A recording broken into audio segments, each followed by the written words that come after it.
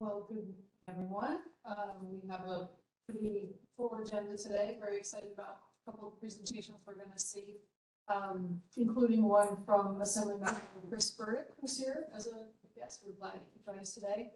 And a special presentation on employment issues as well. And I just wanted to note before we jump into introductions that it is National Disability Employment Awareness Month. So great. So I'm putting word chair of the Autism Freshman. Great. Good morning, everyone. I'm Jackie Hayes. I'm the Diversity and Inclusion Program Specialist at the New York Council on Developmental Disabilities, previously known as the DDPC. Hi, I'm Patrick Ball. I'm the CEO of Anderson Center for Autism. I'm Assemblymember Chris Burdick. Good morning, everyone. My name is Tedesco, SED. I'm Meyers-Ruff, New York State Education.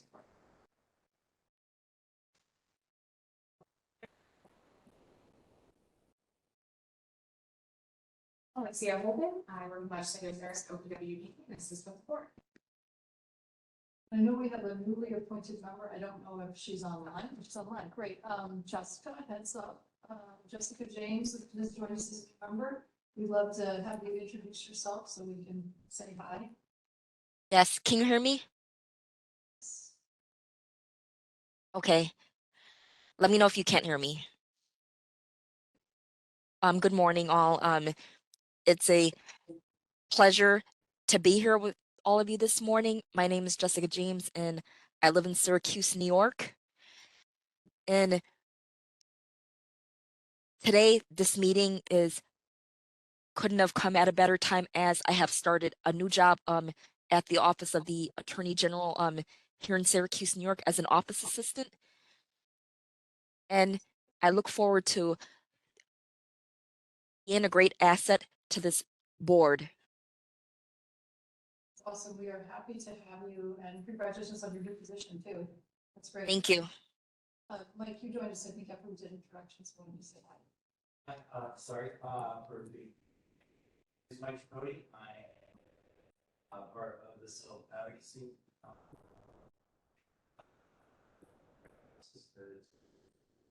That's the workforce data.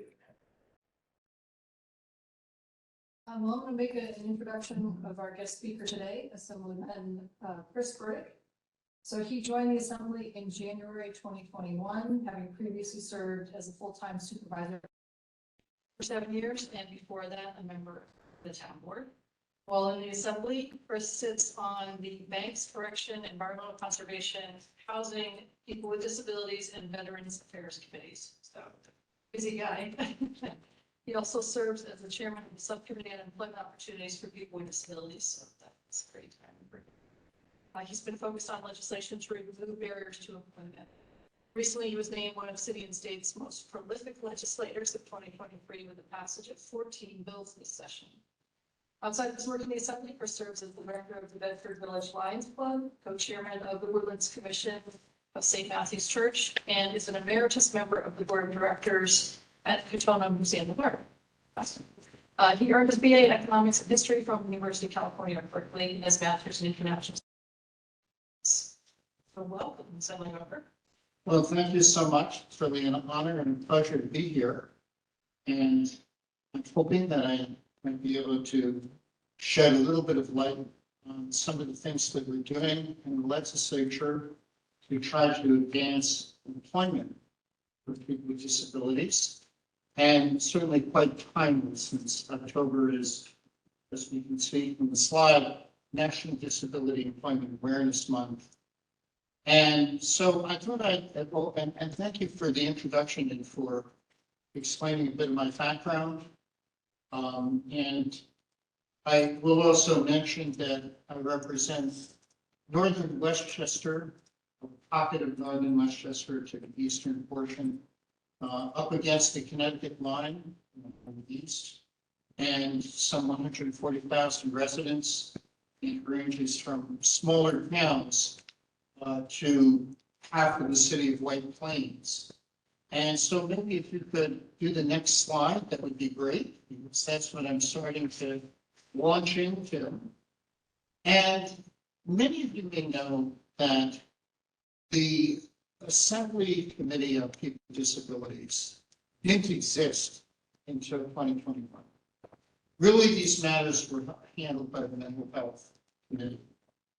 And I think that it shows that there was clearly a need for a focus on the needs of people with disabilities. And that's why the committee was created both on the Assembly side and also on the Senate side. And we've been busy since it first was created. And when it was created, new to the Assembly, I did ask the Speaker to appoint me. And I was very pleased when he did grant my request to be a member of the committee. And shortly thereafter is when he had advised me that he was appointing me to chair the subcommittee on employment opportunities for people with disabilities, which is what my focus has been, not exclusive. I've worked on other legislation to help people with disabilities, but it's been my focus. Next slide, please. So the committee itself really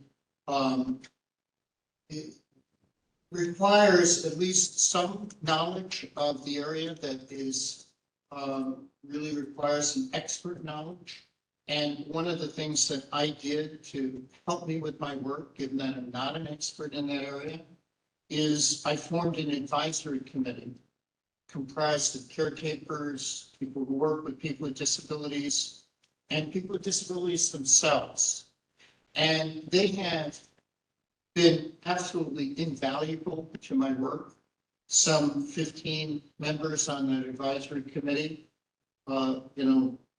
varied ages and experiences, and we meet by Zoom monthly and talk about the key issues, and also, trying to address a lot of the frustrations, which those of you who are in the agencies, I'm sure, hear frequently, and often it's due to misinformation or misunderstandings, and not by any means ill intent.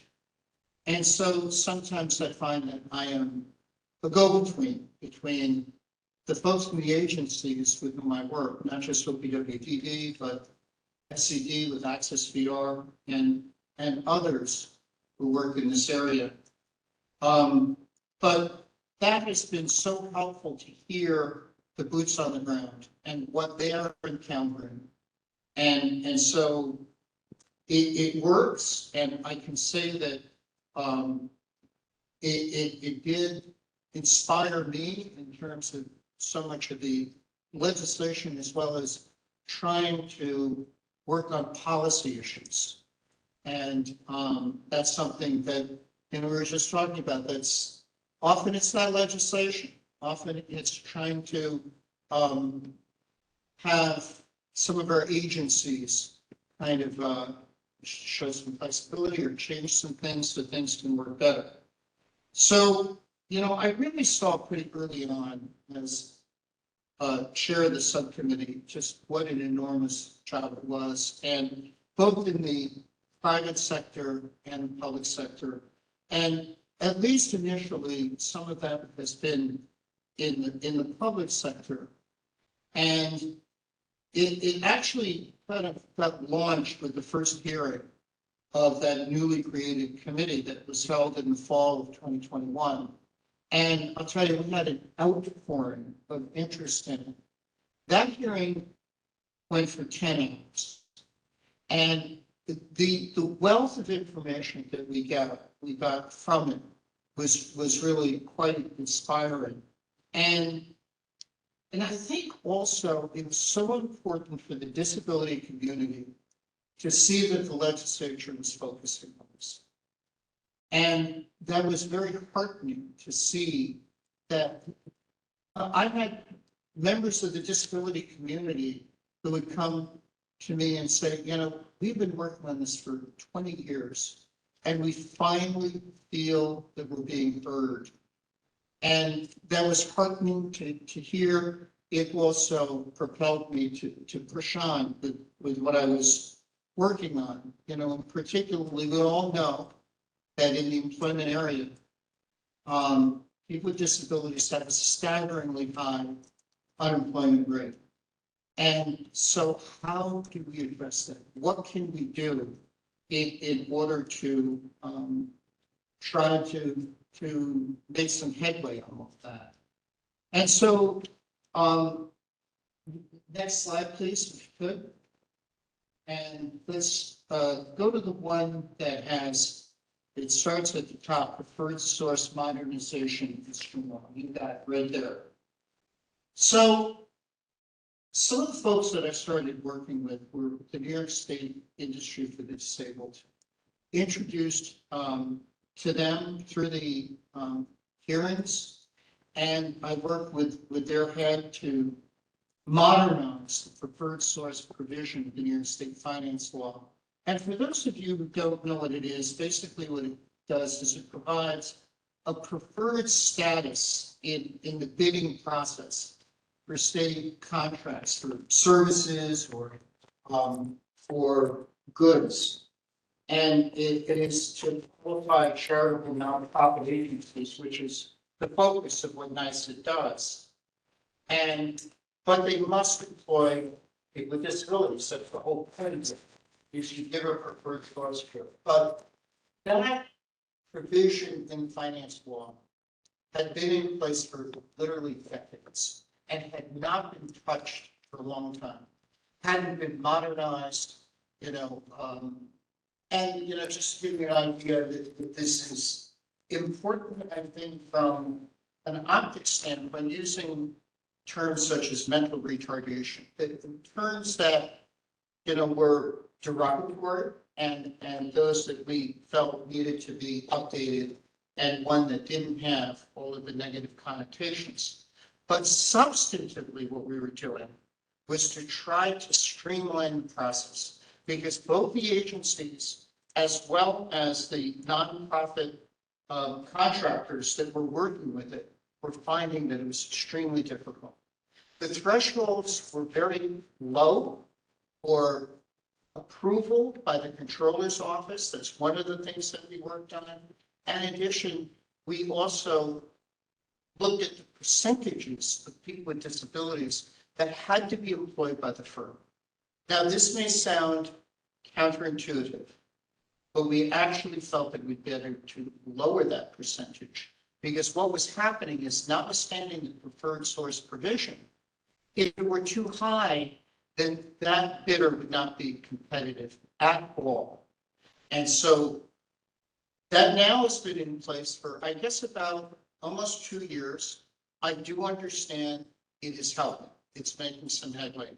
I can't give you a count, to say, as a result of this X number of people with disabilities have been hired, but I do understand that it's making some progress. It will be reviewed after reports that come from OGS and the agencies, and to see it's got a sunset provision in it, and hopefully we'll find out if it has been working well enough, and if not, should there be further tweaks.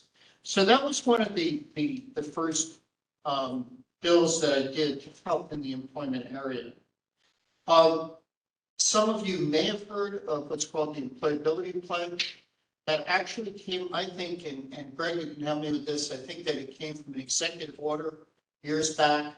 And I really wanted to see if we couldn't put it in statute and really give it more of a thrust. And one of the things that really interested me in this is because now we're talking about trying to go out to the private sector. Because I've been really looking at this 2 prongs. One is the state and agencies of the state, and the other, which is really the most important, because that's where so much of the employment in the state comes, is in the private sector. And what can we do to persuade employers that, you know what, people with disabilities will be your most reliable and solid employees, And we have heard time and again, when I talk to Price Chopper, when I talk to the Sonesta Hotel in White Plains or ShopRite in Bedford Hills in my own district, I hear from their managers, these folks are great. They have been here for 15 years and we're just thrilled to have them, and they love their work because they come and they feel purpose. And we need to provide that to employers who are not aware of it. What are the tax benefits? What can be done to really get more buy-in to it? And so this bill was to come up with a voluntary training and certification program for those employers who took the pledge and said that they're going to try to implement it.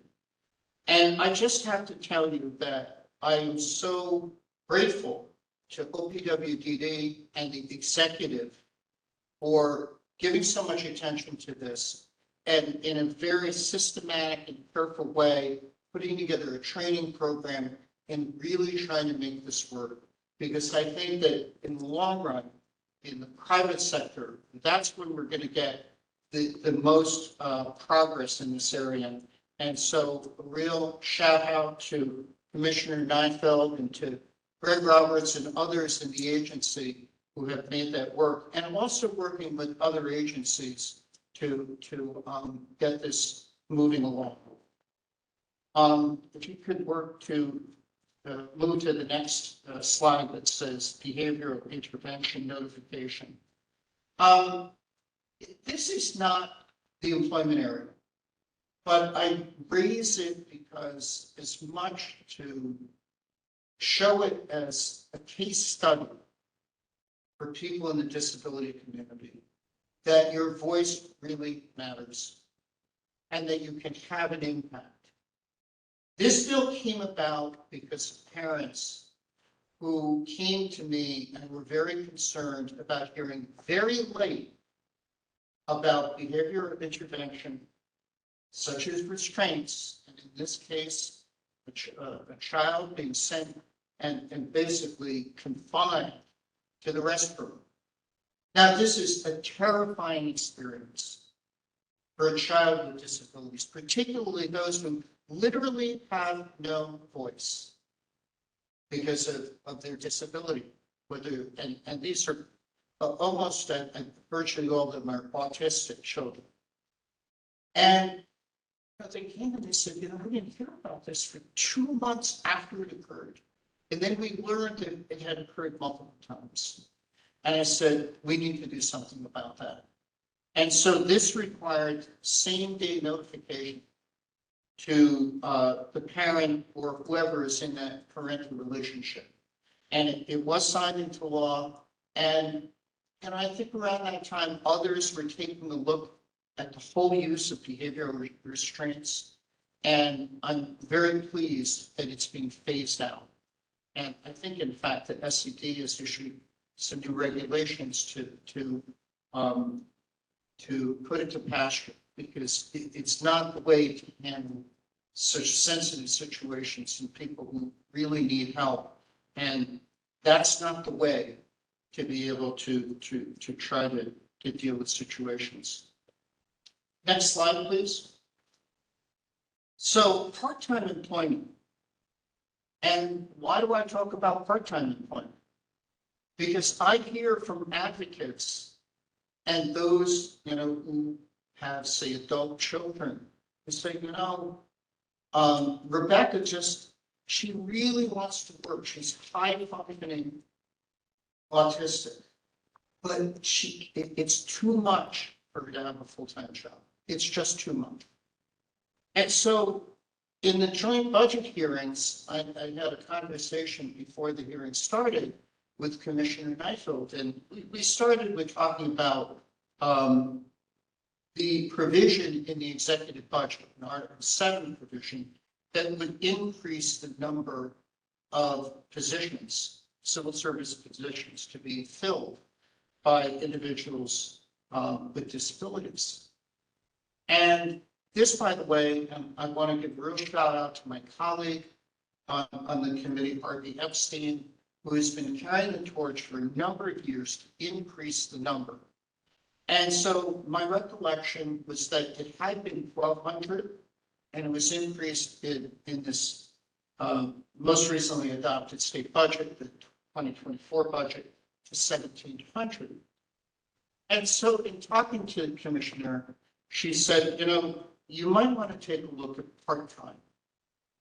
And it became clear that the law isn't clear, that part-time could be an option for a department head, an agency head, or commissioner. And so what we decided to do was to clarify that, to make it clear that the agency head, commissioner, had the discretion that if there's a certain title and that they want to post, and they could, it's entirely their discretion. They may feel it has to be full-time, but if it's something that could be handled on a part-time basis, they had that flexibility. And so that was signed into law earlier this month, and very pleased that we were able to do that. Next slide, please. So there are a number of other bills, both, and some of these really are not, actually the ones that I'm going to mention do not deal in the employment area, but these are items that, and bills which I felt needed to be pressed. One would require emergency evacuation plans for individuals with disabilities living in high-rise buildings. You know, one would think that requirement already exists. Incredibly, it does not. That was kicking around for 12 years in the legislature. And Andrea Stewart-Cousins, knowing that in the Westchester delegation that I'm on the committee, she asked me to carry it in the assembly.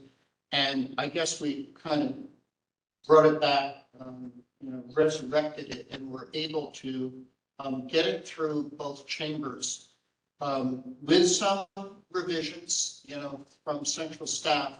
I should mention, for those of you who may not know, something that I learned fairly early on in my legislative career is that, as a generalization, it's tougher to get bills through on the assembly side than the Senate side. And I'm not saying that in a negative way. Rather, there are 150 members of the Senate. Okay, and that's almost twice as many as in the Senate. We have more staff. And those staff members, central staff, do a much deeper dive. And let me tell you, as an example, as we go back to that preferred source bill, they contacted everybody under creation. They talked to General Services, they talked to the agencies, they wanted to know, how is this going to work? Do they have objections? And they said, well, conceptually, we think that we can be supportive, but we think there need to be some changes. And for those of you who don't know me, I always try to find middle ground. I always try to see if we can't get somewhere and find something that will allow it to go through, providing it doesn't vitiate the purposes of the legislation.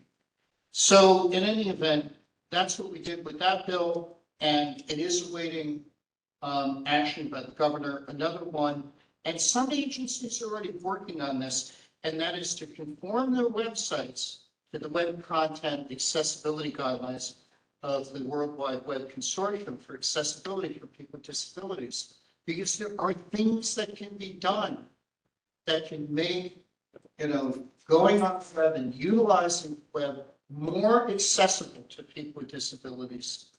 And so that is another one, and one that is the last one. It came about because of a facility in my district that cares for severely disabled, medically fragile children, and this was to tweak the law in order to allow for some funding that otherwise they would not be eligible for. There are a few other facilities like that in the state, and so that also is waiting the decision on the part of the executive. And again, for those who may not be aware, the fact that the governor has not acted upon certain bills does not mean that the executive is in the negative on it. There are well over 1,000 bills that have cleared both chambers. There is a lot for the executive to review.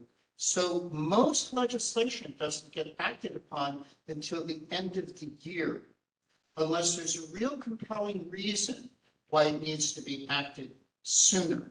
So I am going to be cautiously optimistic that those bills will get signed into law. But it is not all about legislation. As I was discussing a bit before, is working with the agencies. It's working with the disability community. It's casework where, trying to help and going to Greg when there's something that has to do with, say,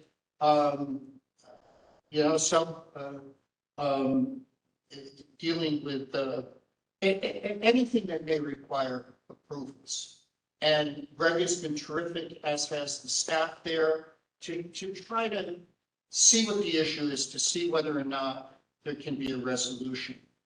And so out of the work that we do, we also will make recommendations to agencies and departments. I was just speaking with Ceylane about collaborating with hopefully some changes in some of the processes that the Civil Service Commission does that can help her make ACCESS-VR work better and to be able to fill some open slots. And so I really try to work in that way.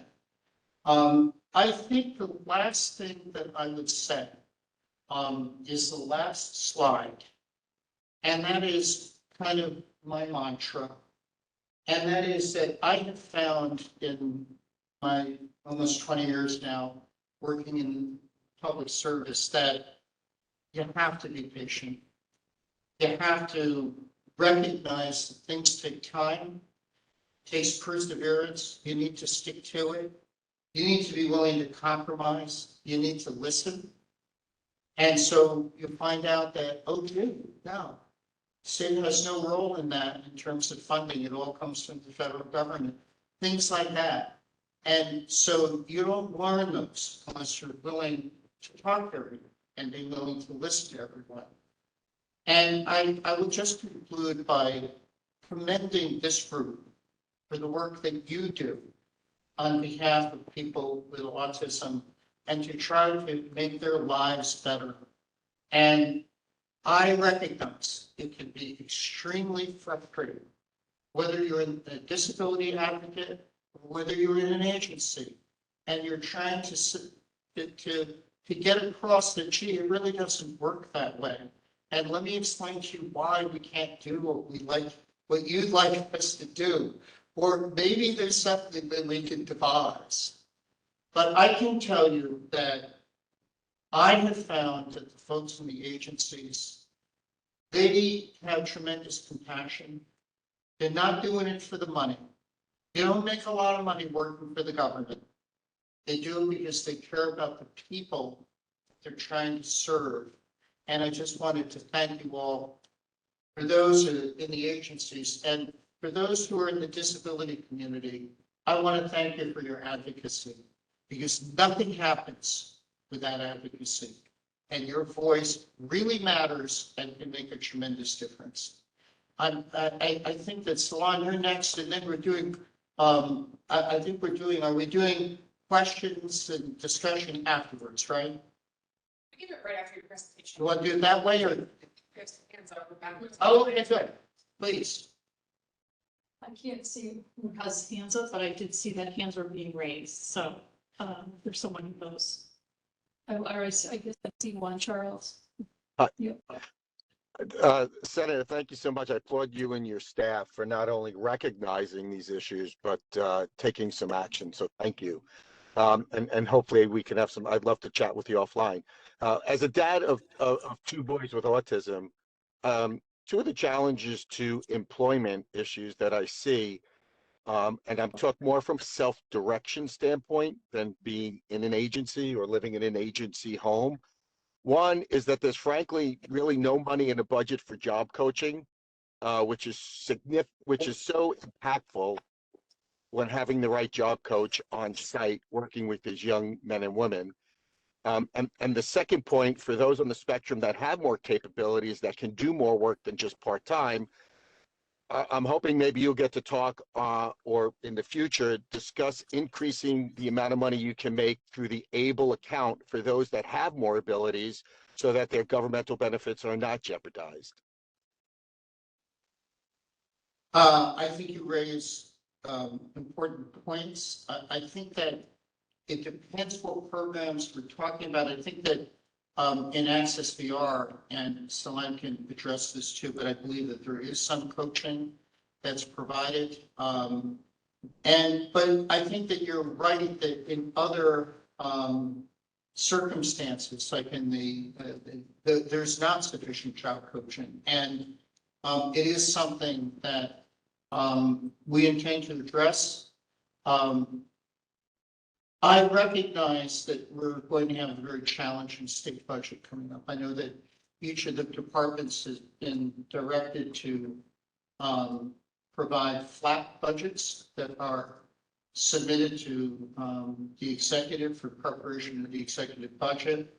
But that being said, I take quite seriously my job of nonetheless advocating for increases in funding or new funding to provide for needs. So I can tell you that I will that I'm looking into that and seeing what can be done. But I would just say really quickly, I think this creates an opportunity for collaboration between OPWD and the State Education Department. So the reference to self-direction clearly is an OPWD service, and you're absolutely right. There often is not enough funding available for job coaching. Where the collaboration can come in is that on the front end, ACCESS-VR can provide the initial job coaching.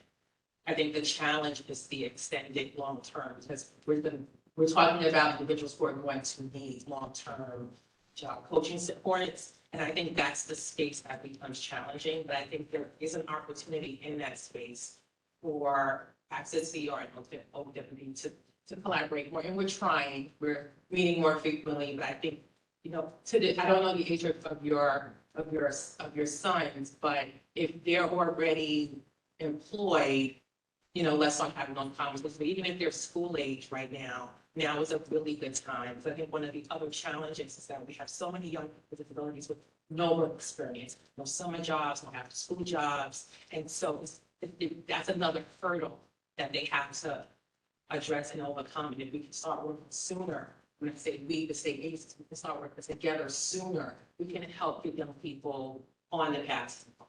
One last thing I would say about it is that a component of the employability pledge and the training program that's rolled out is that job coaching on the part of the employer is very, very important, because they have a vested interest in wanting that employee to succeed if they hire them. And so I think that we should not overlook the role of the private sector when they decide that they're going to employ people with disabilities, that with that, they're going to have to help them through, and job coaching is going to be essential to that. Any other questions or comments? Well, Assemblyman, this is incredibly informative. We are so appreciative of the level of knowledge that you have on this topic and your passion for. It's much, very little. I think it's. I keep saying I am no expert, so. Yeah, but you listen well too, so that matters. So really appreciate the work that you're doing. Thank you for presenting it today. Good conversation. My pleasure. Thank you for the opportunity. Wonderful. All right. Well, we're going to move on in the agenda. We had some local discussion, but I think we might have some more after your presentation. So Ceylane, and I believe we have one of your colleagues with you today. Maybe you could just briefly introduce yourself. Good morning again. I'm Ceylane Meyers-Ruff, Deputy Commissioner at the New York State Education Department. And my area is ACCESS, Adult Career and Continuing Education. There are 4 program areas within ACCESS. Everyone knows us for both rehab, but in addition to that, also adult education, the Office of High School Equivalency, and the Bureau of Proprietary Schools, where we license non-degree career schools like cosmetology, welding, etc. So we're going to be talking today, my colleague and I, Joe Tedesco. Joe is the manager for several areas within ACCESS-VR, our independent living unit and our business engagement unit, which we're going to talk about today. The business engagement unit is really critical because this is our direct interaction with employers, and you're going to learn more about the work that we do both to support individuals to obtain jobs, but also to encourage and work with employers to hire people with disabilities. Before I get into my presentation, I just really want to thank you, Assemblymember Burdick, for listening. I think that is a critical skill. You are an active listener. And it's an art form because you take what you hear and you turn it into action. And you're doing really great work on behalf of New York with Disabilities. And you're a great partner to the state agency as well. I just really want to thank you for that. And as I listen to your presentation, particularly about the nuances of the Assembly, I'm a former programming council and Assembly Ways and Means staff person. Oh, yes. So you know yes. all about what I'm talking. Yes. So, and previously worked for OPWD. So I jokingly said I've been in all 3 buildings over the course of my career. So that being said, with our first slide here, as has already been acknowledged, this is National Disability Employment Awareness Month. I would definitely like to say that October is one of my favorite months. And in addition, in our presentation, we're also going to talk about the Department of Labor. They are a very key partner in this space around creating employment opportunities for people with disabilities. I want to start with a little bit of history in the sense that, every state has a local rehab agency. Some have more than one, some have 2. Like New York, and the difference between myself and the Commission for the Blind, I'll talk about Commission for the Blind first. So they provide vocational rehabilitation services to individuals who are blind and visually impaired. They essentially provide all of the same services that ACCESS-VR provides, except that, again, visually impaired individuals. Thank you for going to the next slide with me. But for ACCESS-VR, we provide services to every other disability group. And so that is individuals who are deaf and hard of hearing, individuals with physical disabilities, chronic health issues, mental illness, substance use abuse. And I want to flag that because I'm really excited about how the public is recognizing that alcoholism and drug addiction are diseases. And so historically, the term was substance abuse, but it is substance use disorder is the appropriate term. And I'm just really excited to be hearing that language utilized more. And also, we work with individuals with developmental disabilities. So we cover a larger population of people with disabilities.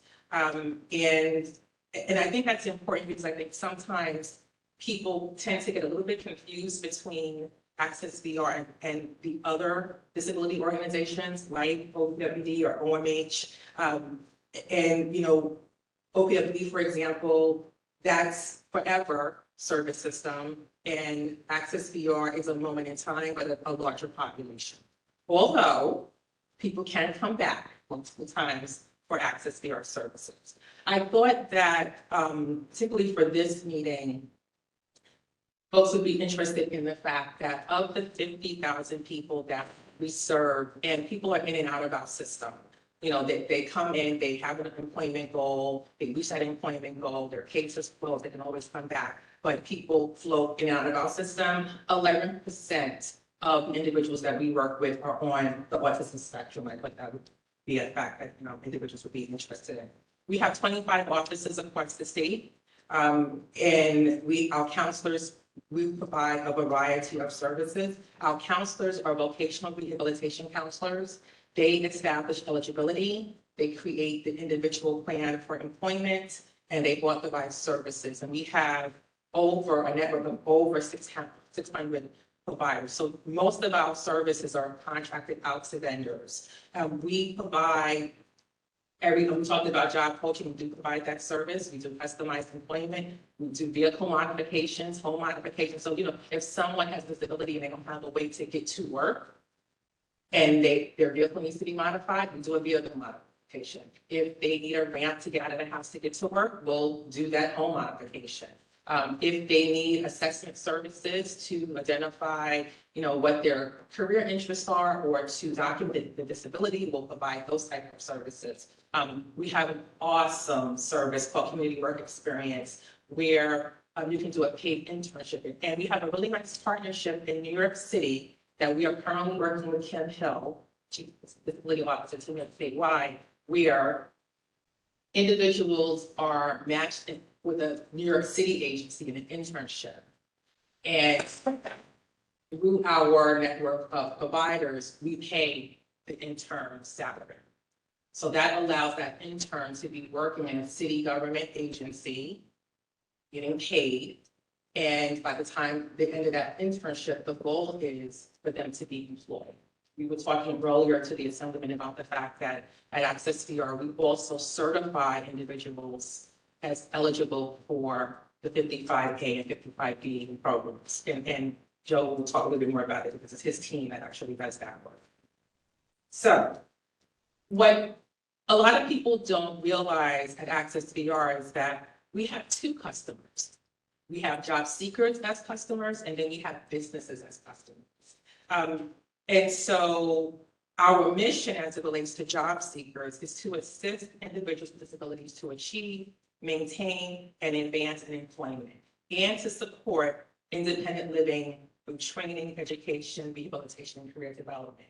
Just a note about independent living, we also provide funding, and this is under Joe, to New York State's 41 independent living centers. So there's federal funding and state funding that we receive, and through RFP contracting process, we fund independent living centers. We're not the sole funding source of independent living centers, but we are a major partner with independent living centers, and they are an extremely important resource in communities, helping people with disabilities to navigate many systems, not just employment, but also housing and transportation and social services. And so we're really excited around the work that we do with independent living centers. As it relates to businesses, our mission is to facilitate the best combination of services and resources that connect the talent and potential of people with disabilities with businesses that are actively looking to diversify their workforce. And so again, we have this dual role that we're playing, helping people with disabilities identify what their employment goals are and achieve those goals, but also encouraging businesses to hire people with disabilities. I'll now turn it over to Joe, who's going to talk more about our business relations services. Thank you, Selane. Oh, next. Next slide. So at ACCESS-VR, we have a team of staff across the state. They are our business relations team. They provide the following services to businesses and job seekers. Again, the dual customer that Selane just mentioned. For businesses, we offer a qualified talent pool. We offer skilled candidates who are ready to work. We provide intensive job placement. No cost recruitment of pre-screened applicants. We can save businesses time and money by providing them a talent pool of no cost pre-screening. We are also a network of support. We are the connection to the New York State Department of Labor's one-stop centers, business community, labor organizations, not-for-profits, and schools in local communities.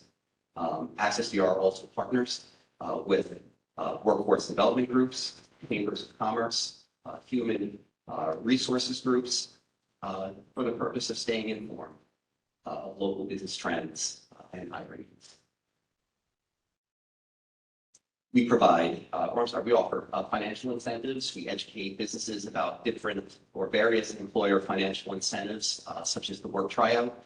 On-the-job training, that's when an employer hires an ACCESS-VR job seeker on a trial basis. ACCESS-VR reimburses the job seeker's salary to the employer. We also offer federal and state tax credits. I just wanted to know with the employability pledge training, Joe and his team are partnering with OPWDs. So you can tell me about that.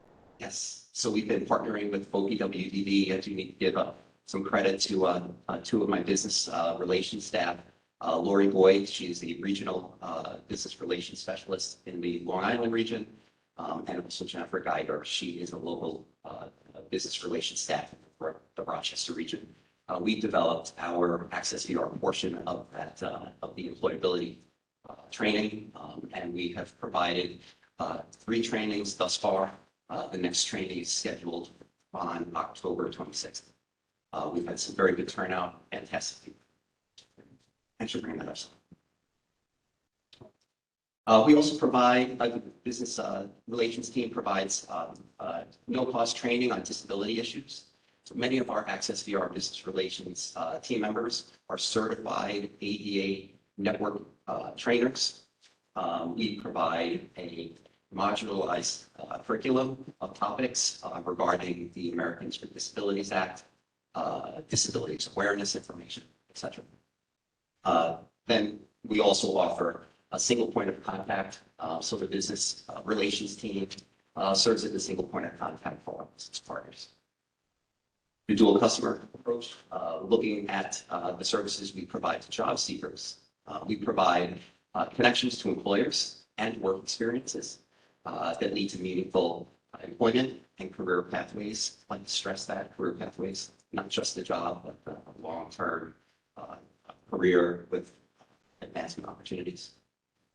We offer work tryouts, job matching, vocational counseling, and that's where each job seeker is assigned a vocational rehabilitation counselor. They work with the counselor to have an individualized employment plan developed that meets their needs, interests, skills, and employment goals. We provide assistance with reasonable accommodations and adaptive technology evaluations. We also provide job saves and paid internships. Next slide. So as Ceylane mentioned earlier, October is National Disability Employment Awareness Month. I'd just like to give you a brief history of NIDIM and the activities that ACCESS is doing. So some background.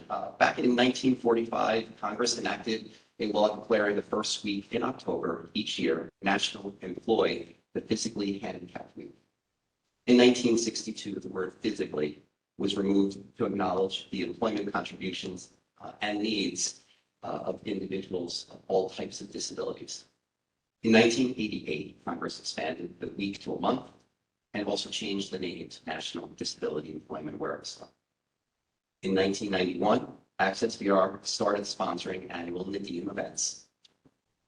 And in 2001, the Office of Disability Employment Policy assumed responsibility for NIDIM and has worked to expand its reach and scope ever since. Next slide. So NIDIM's true spirit lies in the many creative observances held at the grassroots level across the nation every year. NIDIM events are held every October throughout New York State. This year, ACCESS-VR is recognizing 53 businesses across the state that employ individuals with disabilities. Of those 53, we have 6 businesses that won statewide awards and were acknowledged by our governor and also by the New York State Education Department Chancellor. Next slide. So ACCESS-VR's business services team members have a close working relationship with the New York State Department of Labor, as Ceylane mentioned earlier, with the New York State DOL's business services team and Career Center staff.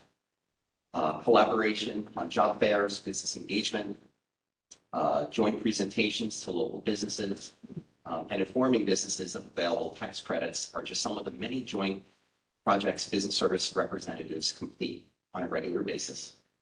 To further facilitate interagency collaboration, ACCESS-VR's business service staff have access to New York State DOL's databases, OSOS, or One-Stop Operating System. This access provides detailed information on each business that New York State DOL has a connection with, including business demographics, hiring needs, contact information, the types of business services provided to the business. This is all really important information because ACCESS-VR staff, we use this information to liaison with the New York State Department of Labor staff and to complete a warm handoff approach when connecting with new business partners. And I'd like to say that that warm handoff approach is also both, it's bi-directional.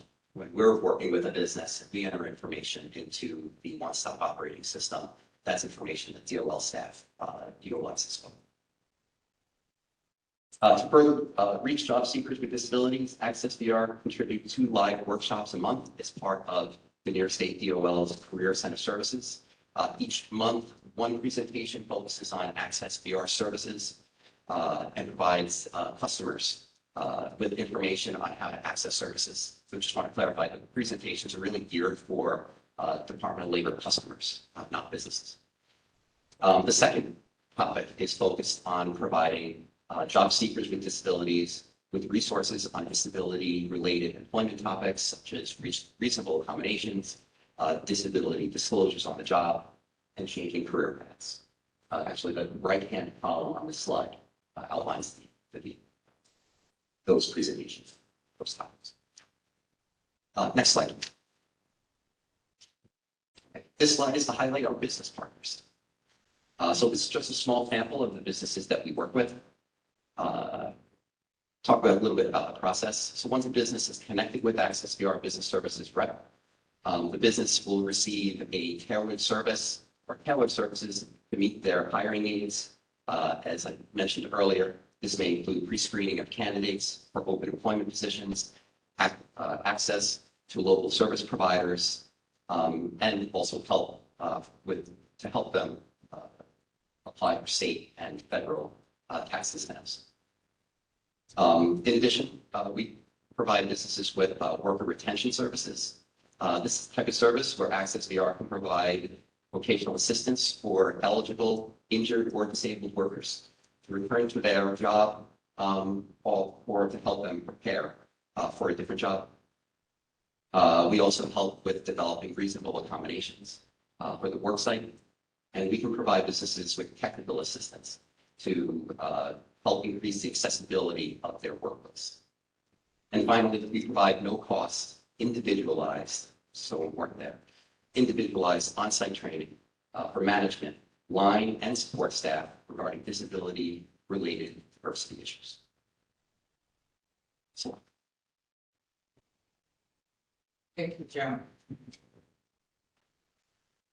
The one thing, can we go to the next slide, please? The one thing that I think we would like to end with is letting you know that, again, because it is National Disability Employment Awareness Month, we launched a campaign, a media campaign earlier this month on October 2nd. We have 2 target audiences for the campaign. One, we're looking to educate the public about ACCESS-VR services. So many times I'm still hearing from families that, oh, we never knew about your services. So we're trying to do more to be more public about our services. But at the same time, educating businesses about the fact that ACCESS-VR is a partner and we connect you to an immense pool of talent of employees that really want to be employed and work hard and are good for a business's bottom line. So the media campaign has several components. Excuse me.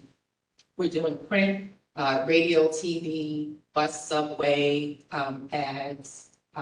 We're doing social media, we're Google searches. The campaign is in multiple languages, English, Spanish, and Chinese. So hopefully you have seen or you will be seeing soon. This year it is a 6-week campaign. Part of that is to really learn what's working and what's not working about the campaign. And then we're hoping to do that on an annual basis. There is a link there, so maybe we can play one of the ads. Let's see.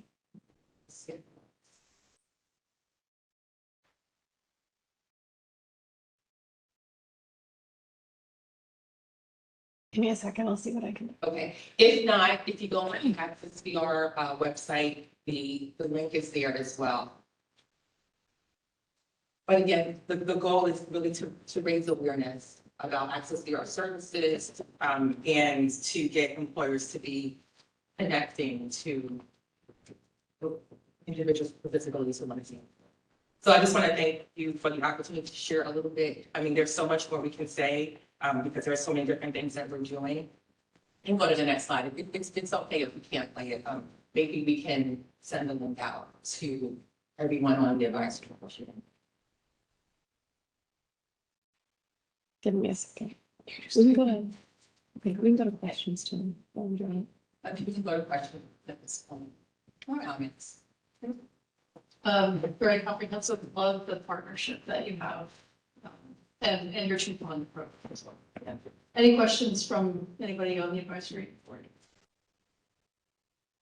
Yes, Michael, thanks for joining us. Sorry, it was a little late, traffic and other issues.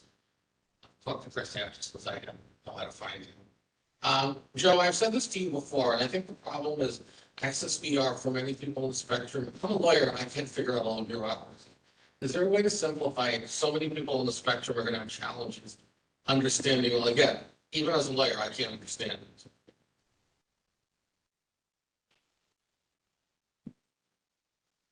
I think a great first step would be for that individual, just that individual and family, if they have that support, to connect with an ACCESS-VR office and begin a meeting with a vocational rehabilitation counselor to help that person apply for services and really sit down with them and explain the process and help them.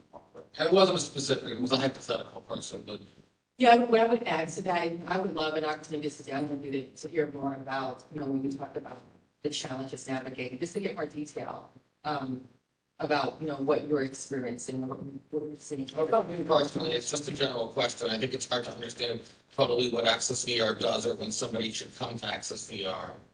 Whether it's lat, second bake sale. I can answer those two questions. Oh, great. Okay, so the first one, what does ACCESS-VR do?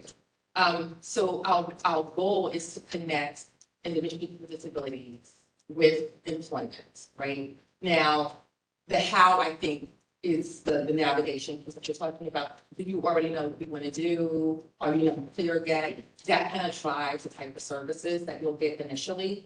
And the second is, what was the second question? Oh, when you should come. As soon as you're thinking about employment, the sooner the better. And I say that we can work with individuals as young as age 14, and there is no age cap. And so even if someone is getting service for another service system, they can still be talking to ACCESS-VR. One of the things that I'm really passionate about is the fact that you can get services from more than one agency, not the same exact service, but I think sometimes, and some of it is really historical, but I think that where we're at now as a state is that we recognize that partnership is really important. But we have to get that message out at the local level, that if you go to OPWD, you don't only have to go to them, you can go to them and come to ACCESS-VR as well, and we can figure out what services. So let me give you an example of that. Let's say, for example, that you have a young person who is interested in nursing, right? And maybe they're getting they need supports for college. We can assist with that. But maybe they need some other supports from ACCESS-VR. I'm sorry, from OPWD or OMH. I think that hasn't been happening enough.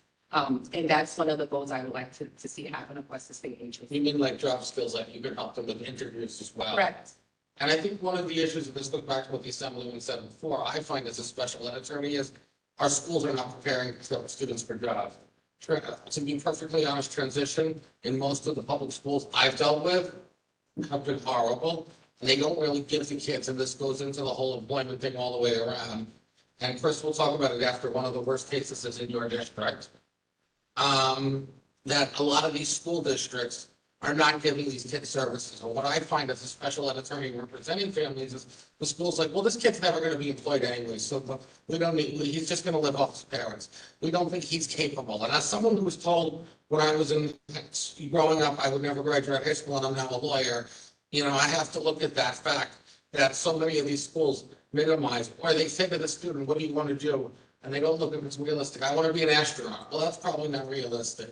And as I always say to people, you have to teach these kids to reach for what their goals, but also be realistic. When I was 11, I wanted to be third baseman for the Mets. I eventually realized that was not realistic. Well, maybe right now it is. But the point is to help those kids find those talents, and the schools are not doing that. Their idea of transition is, what do you want to be? Write it on a piece of paper and leave it at that. They don't really look at where the student's skills are or what their abilities are. And so I think there's a disconnect there because the schools should be doing that before they get to you guys. I think you're right, but I think it also speaks to the need for more partnerships. So one of the things that we are really You're the Department of Education. Yes, yeah, but however, I'm not K-12, so I don't cover the schools. I'm on the adult side. But to your point though, one of the things that we are trying to focus on is even within the state education department, my area needs to be partnering more with the schools. So that we are looking at that. And OWB, I know everyone wants to get into the schools more. The sooner we can get to the students, to your point, as soon as we can get to the students, the better. So that is something that we're working on. Well, let me know how we can work together on that, because it's been a huge issue that I find every student I represent who's of high school age, and the schools are legally supposed to do transition assessments at 14 or 15. They're not doing, you know, saying, what do you want to be when you grow up? And then not actually addressing how do you get there. And this is a bigger problem for children on the spectrum. Again, I went through it, I figured it out, but not everyone is me not to be. No, you're absolutely right. Great points.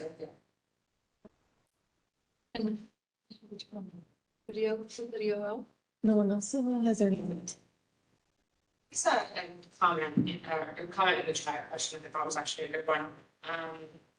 Do you guys share any of your employer support programs with the private sector? A little bit question in the chat, and you can talk a little bit more about how your outreach to the private sector. I thought you had great partnerships with Microsoft and a bunch of other large companies and small businesses in the area, but can you speak more to how you're making those relationships?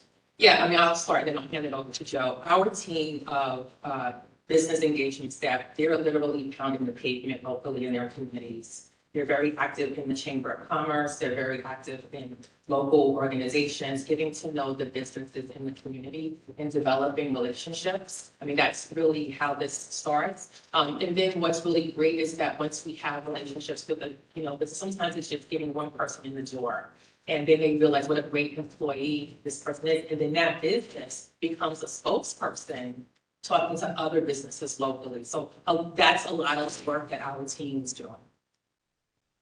Just really quick, one question.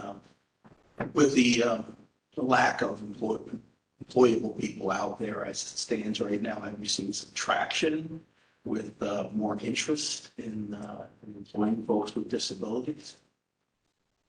You know, I have to say that the trends that we see in the general population exist with people with disabilities, right? And I'm talking about remote working. We're seeing that. But at the same time, we are seeing individuals who do want to do other types of employment. I think the other big thing for New York State, and I think it's probably a national issue, is I think that there are certain industries that historically have been a focus of employment for people with disabilities. And they want better. And that's okay, right? And so how do we make that shift? That everyone who comes, like I hear so many stories about, I know someone with a master's degree who was directed to a job being a greeter at Walmart, right? Like that's not a career path. And so I think that's the big shift that all the systems collectively have to make, but we have to bring the employers along as well. Just want to add a little more information related to how we outreach with local businesses. I think also not mentioned, but mentioned during my presentation was our connection with DOL. Those are local connections. So when I talk about statewide, it's a really large area, but those connections are really right down to the community level, to the career centers where my business relations colleagues have connected with their DOL counterparts. So those warm handoffs are taking place in both directions.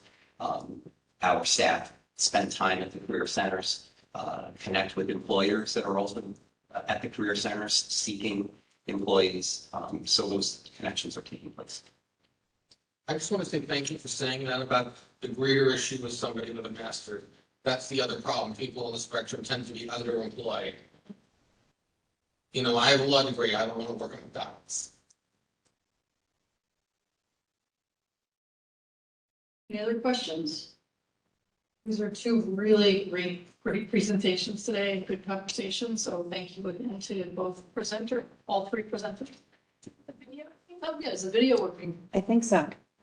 Just bear with me for a second.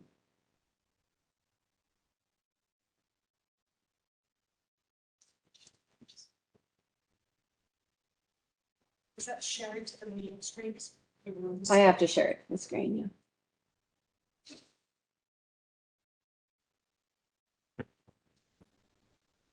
Oh.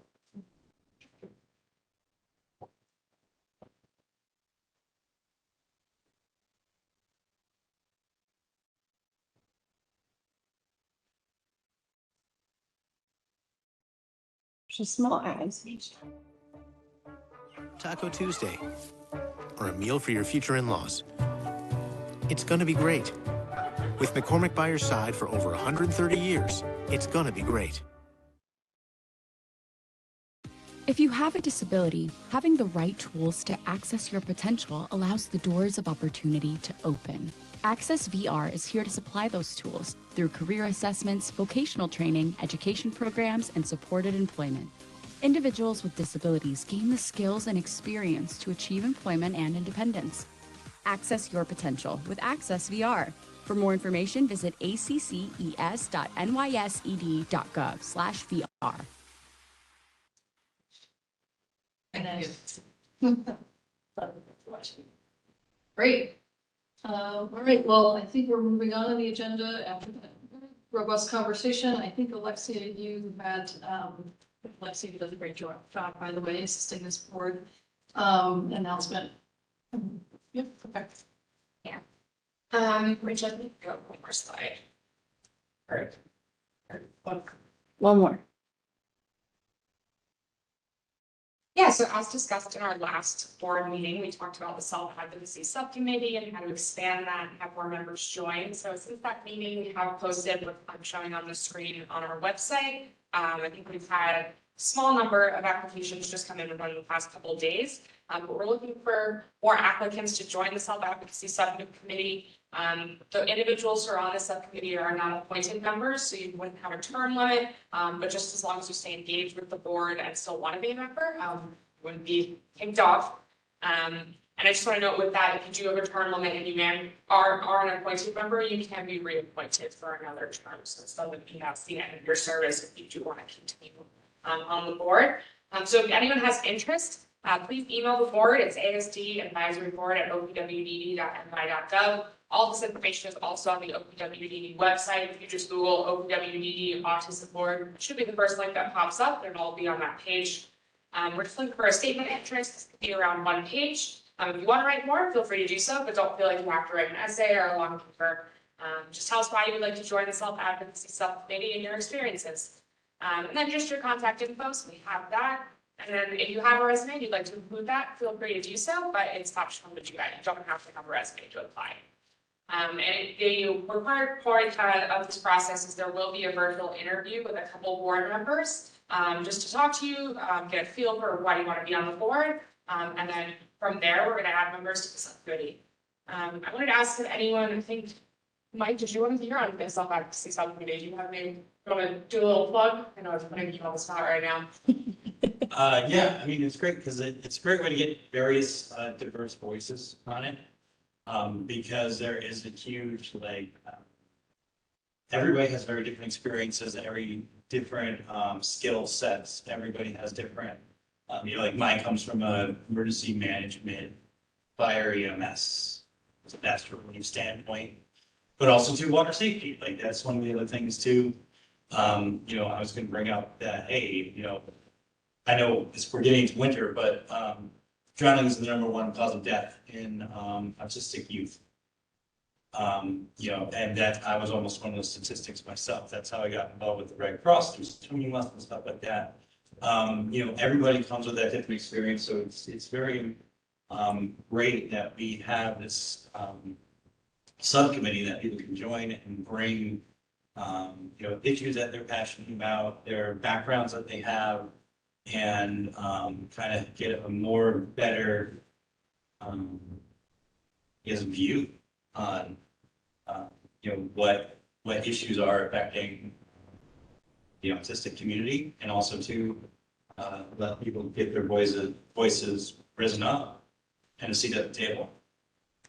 It's great. I was going to encourage people. I think that was a much better. Yeah. It's also wonderful, there are some of us who are self-advocates who are appointed members as well. And just to what Courtney said, Alexia does an amazing job. Thank you. Thank you, Mike. Appreciate the plug when I put you on the spot there. And just 2 quick things for board members. If you haven't sent me your home county, there's just a new law that we're trying to apply with our website. I just list that for everyone. If you could email me that'd be great. Or if you're in the room today, just tell me in person after the meeting. And then we are scheduling the quarterly meetings for next year. I'll run those to report me first, and then I'm going to check with the members this year just to make sure that no one has like a vacation planned or knows for sure that they're going to be away, so we can be better with everyone's calendars. So just look after that. Yeah, and I would encourage those who are online that they are back in person, and we have a pretty good showing today, which is great. But if you're able to in the future, that would be wonderful to see you in person. Yes, please come in person. We love that engagement, and everyone talks before and after the meetings, and really network a lot here. And we do reimbursement for travel. So if you are in a far part of the state, you can help figuring that out. It should be email or email the board, and we'll work with you to figure that out. I think that wraps our agenda up. We're going to have a public hearing now. Oh, excellent. All right. Thanks again to our presenters. And is everybody in the queue? So if you'd like to speak, please raise your hand and we'll call on people. When it is your turn to speak, we'll say your name, and then you're going to get a request to unmute on your screen, which then WebEx will allow you to speak as an attendee. And we will be timing this to 3 minutes each. And just to note that these are public comments, you can include questions in them, but the board is not going to be responding to what you're saying in this period. I don't know if they can hear me. No one can tell. Me too. So first we have Andrea. Andrea, you should be being asked to unmute. Myself, I'm Tad's mom. Can you guys hear me okay? Yes. Okay, so I'm going to do a little math for you guys. Under 18, there's about 4 million children in New York. Autism statistics take that to about 1.4 million kids in New York that have autism. That's just under 18. That's not even adults. I believe you guys have, what, 160,000 people in self-direction? So to get self-direction, my son can't. I have to pay the state for it because he makes too much money in child support. He's 18 years old, he has an IQ of 70, and he's still in school full-time. Now, the law I'm reading from SSI says they still consider him a child. Why? They're deducting 1/3 of child support. OPWDD is using DOH's MRG from Medicaid from 2010, before Obamacare, before MAGI, and before CMS came in and revamped the entire system. So here we are in New York, as the economy is just ridiculous right now. I'm a disabled veteran going out on permanent disability from chemo, from breast cancer, from when I served boots on the ground in the Middle East. I need to spend down $700 a month so my kid could get the same services, again, not a political comment, of the children that are coming over the border unaccompanied. But I have to give you $700. Tell me how that's fair. Or I have to open a trust that I have to pay for and pay a monthly fee, which by chance I already do to New York to collect the child support. Tell me how that's fair, guys. But I know you're not going to answer the questions. So that's my statement. My son, you're talking about job coaches and everything else. He can't get a job. I can't afford to pay for one myself.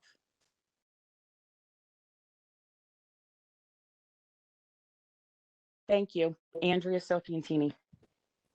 Thank you. Thank you for your comments. Next up, we have Leslie.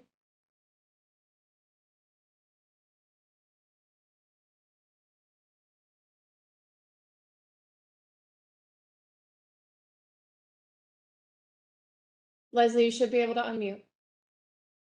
Okay, there we go. Thanks for the opportunity to speak directly to the board. There's a lot of really interesting comments in the chat, and I hope that you all save the chat and look at it. We'd like to know, I'd like to know personally, how does ACCESS-VR connect with people, with potential employers? I mean, this sounds like a great opportunity for the community, but I don't really know how this information is getting out to the private sector. The other thing I'd like to know, and there's also in the chat, is does ACCESS-VR have data about success rate? How many times can a person go through ACCESS-VR? Is there a time limit? I know there's an age limit of 14, but no top age limit. But what's the success rate? And the biggest problem that we're having is finding job coaches, job developers, even through trying to private pay. Can't get them into this like kid self-direction program, can't find them. People, the ones that I have found, we've gone through 4 or 5 of them, ones that we have found, think in the box that my son with a bachelor's degree in criminal justice, just like Jessica, could work, as a greeter. So there's like a serious mismatch here. People with autism are capable and competent. They just need the right level of support. So I would like to know how this committee and ACCESS-VR are going to do that. Thank you.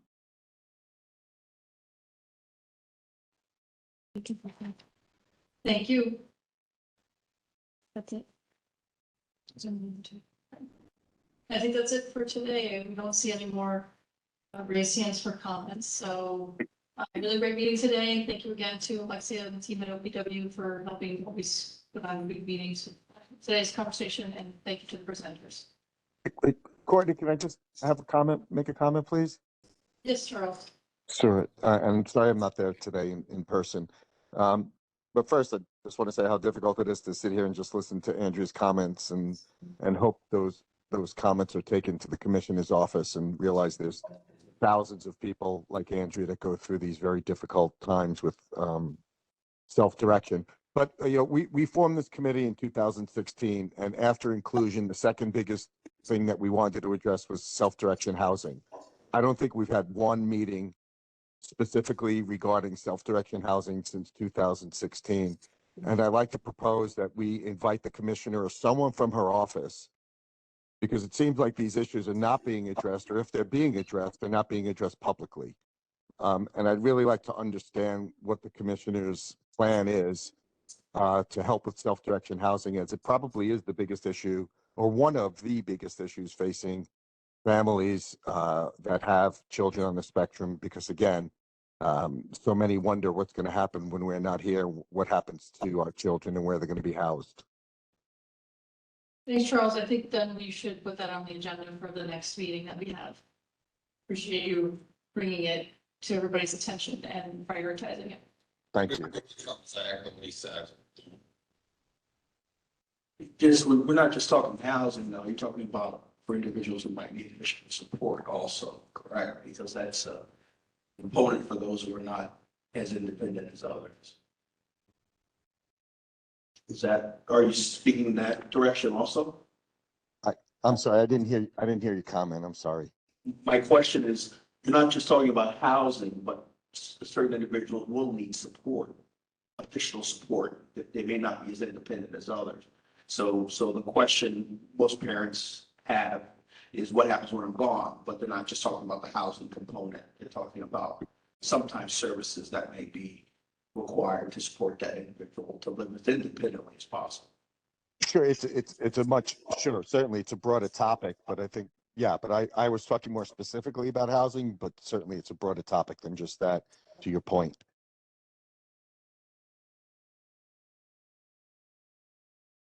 Thanks for that clarification.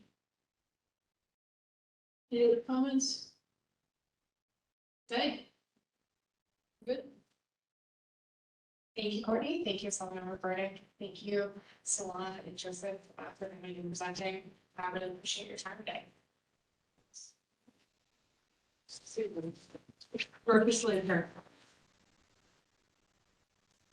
Excuse me.